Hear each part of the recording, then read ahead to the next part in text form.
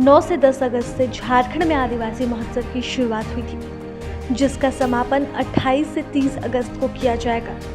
इसकी जानकारी प्रेस वार्ता कर रविवार को दी गई। अनुसूचित जनजाति, अनुसूचित जाति, अल्पसंख्यक और पिछड़ा वर्ग कल्याण विभाग झारखंड सरकार द्वारा आदिवासी इतिहास विषय पर 28 से 30 अगस्त को tribal history, issues and perspective in an emerging world विषय पर चर्चा की जाएगी। 3 दिनों तक इस कार्यक्रम का आयोजन TRI भवन में किया जाना है। इस विषय पर डॉक्टर रामदयाल मुंडा जनजातीय कल्याण शोध संस्थान के निदेशक डॉक्टर रणेंद्र सिंह ने अपनी बात कही।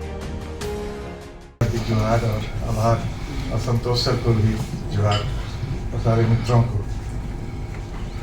9-10 अगस्त से शुरुआत हुआ था आदिवासी महोत्सव का और वो 9 सितंबर को TRI के यहाँ खत्म हो रहा है। उन्होंने कंटिन्यू उसको रखा, उसका निरंतर ही बना के रखा है। जो ट्राइबल पेंटिंग का जो कैंप था वो तो खत्म हो गया था 1 हफ्ते के बाद। 2 सेमिनार जो चल रहे थे वो 11 को खत्म हुए थे। उसके बाद 2 सेमिनार और बचे हैं, एक ट्रैवल हिस्ट्री पे, एक इकोनॉमी पे। ट्रैवल हिस्ट्री पे हम लोग पिछले साल भी बात किए थे 9-10 अगस्त को 2022 में। कुछ चीज़ें जो भारतीय इतिहास के संदर्भ में हमें बहुत बरसों से कौंधती रही हैं या हृदय को महकती रही हैं। कमीशन में मेरा पेपर हिस्ट्री था, मैं ऐसे साइंस का विद्यार्थी हूँ। 3-4 बिंदु पे मैं बात आप लोग को भी ध्यान में लाना चाहता हूँ कि अगर 1871-72 की जनगणना में 10% आबादी ही मात्र आर्यों की है, जिनका आर्यन रूट्स है, तो ईसा से 1500 ईस्वी पूर्व जब आर्यों की आबादी ही 1% रही होगी, तो भारत का इतिहास ऋग्वैदिक कालीन भारत और उत्तर वैदिक कालीन भारत के रूप में क्यों जाना जाता है? भारत के इतिहास का ये आर्यन सेंट्रिक जो है या आर्यन हेजोमेनी जो है, या आर्यों की प्रधानता या आर्यों की ही इर्द गिर्द, उस थ्योरी की ही इर्द गिर्द घूमते रहता है इतिहास का पूरा प्राचीन भारत। या तो आर्य भारत थे या भारत से बाहर गए या बाहर से भारत आए, मतलब पूरा बहस जो है प्राचीन भारत की आर्यों की इर्द गिर्द ही है। चाहे वो आ रहे हैं या जा रहे हैं, उसके बाहर कुछ सोच ही नहीं रहा है कोई। ये ब्रिटिश कालीन इतिहासकारों ने भी, जो कॉलोनियल इतिहासकार थे, उनका आर्यन रेस के साथ एक रोमांटिसिज्म था, वो समझ में आती है बात। लेकिन वो आर्यन रोमांटिसिज्म इतना लंबा कैसे खींच गया और हमारे वामपंथी इतिहासकारों ने भी कैसे इसको स्वीकार किया? क्योंकि अगर 10% 1872 में है और बाकी तो ईसा से 1500 ईस्वी पूर्व मान लीजिए कि 5% है, तो 95% अगर नन आर्यन लोग हैं, यानी कि संस्कृत न बोलने वाले, मुंडारी बोलने वाले, द्रविड़ भाषा बोलने वाले, सैनो तिब्बतन बोलने वाले, तो उनका इतिहास क्यों नहीं है? सिर्फ इसलिए नहीं है कि कोई रिटन कुछ नहीं है, डॉक्यूमेंट, कोई वेद नहीं है या महाकाव्य नहीं है या पुराण नहीं है या अर्थशास्त्र नहीं है। तो अगर कोई रिटन डॉक्यूमेंट नहीं है तो लिखा ही नहीं जाएगा इतिहास, बात ही नहीं होगी। पहला तो ये है कि ये आर्य केंद्रित प्राचीन भारत का इतिहास हमें स्वीकार्य नहीं है।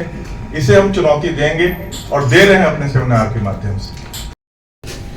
शुरुआत में जब मैं PhD कर रही थी तो मैं पुरुलिया में मेरा फील्ड वर्क रह चुका है। हम काफ़ी लंबा फील्ड वर्क करते हैं। मैं 2 साल एक छोटा सा गांव चोरदा में मैं रह चुकी हूँ और वहाँ का संस्कृति, जो पुरुलिया का संस्कृति जो झारखंड से मिली जुली है, मगर बंगाल से भी कोई धाराएं हैं जो मध्यकाल से ही आ रहे हैं। चैतन्य महाप्रभु जो उस रास्ते से जाते थे, तो आदिवासी संस्कृति में भी उनका काफ़ी प्रभाव पड़ा है। उनके गाने आप देखें, झूमर गाने देखें। उसके बाद हाल ही में जो भी राजनीति के संबंध में जैसे जैसे लोक संस्कृति अलग अलग रूप लेते हैं, वो मैं छो नाच पे काम मैंने किया है, झूमर पे।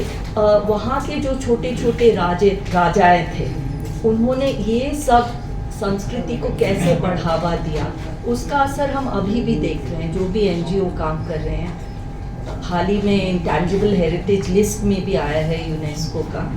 तो ये मगर शुरू से ही उनका जो रूप राजाओं ने दिए थे ना, तो अभी वो ही थोड़ा और ज़्यादा एम्प्लीफाई हो रहे हैं। तो ये कुछ नया कुछ नहीं है। पुरुलिया के बाद मैंने काफ़ी सालों से चित्रकला पे काम किया है मध्य प्रदेश में। गोंड, प्रधान गोंड के कलाएं तो बहुत ही मशहूर हैं, इस होटल में ही आप देख सकते हैं। वो भी एक मिला जुला संस्कृति है। एक हिस्टोरियन का, एक एंथ्रोपोलॉजिस्ट का, एक सोशियोलॉजिस्ट का, वो एक प्लेटफॉर्म पे हम लाके हम प्रेजेंट कर सकते हैं।